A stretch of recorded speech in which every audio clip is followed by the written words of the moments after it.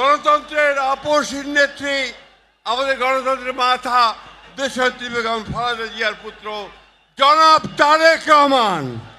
আমরা বাংলাদেশের মানুষের পক্ষ থেকে তাকে স্বাগত জানাচ্ছি। দীর্ঘ 17 বছর ফ্যাসিস্ট অত্যাচার, শক্তির অত্যাচার, নির্যাতনের বিরুদ্ধে আমাদের এই নেতা তারেক রহমান, তিনি দূর থেকে আমাদেরকে নেতৃত্ব দিয়েছেন, আমাদের গণতন্ত্রের লড়াইকে সামনের দিকে এগিয়ে নিয়ে গেছেন এবং আমরা অবশেষে 24-এর 5ই আগস্ট ছাত্র জনতার গণঅভ্যুত্থানের মধ্য দিয়ে তারেক রহমানের নেতৃত্বে আমরা সেই ফ্যাসিস্টকে বিতাড়িত করতে সক্ষম হয়েছি।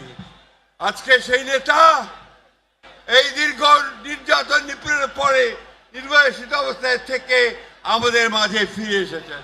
বন্ধুগণ, আল্লাহর অশেষ মেহেরবানিতে আজকে আমাদের মাঝে দীর্ঘ 17 বছর পরে ফিরে এসেছেন আমাদের স্বাধীনতার ঘোষক শহীদ প্রেসিডেন্ট জিয়াউর রহমানের পুত্র এবং আমাদের গণতন্ত্রের আপসহীন নেত্রী, আমাদের গণতন্ত্রের মাথা, দেশনেত্রী বেগম খালেদা জিয়ার পুত্র জনাব তারেক রহমান। আমরা বাংলাদেশের মানুষের পক্ষ থেকে তাকে স্বাগত জানাচ্ছি।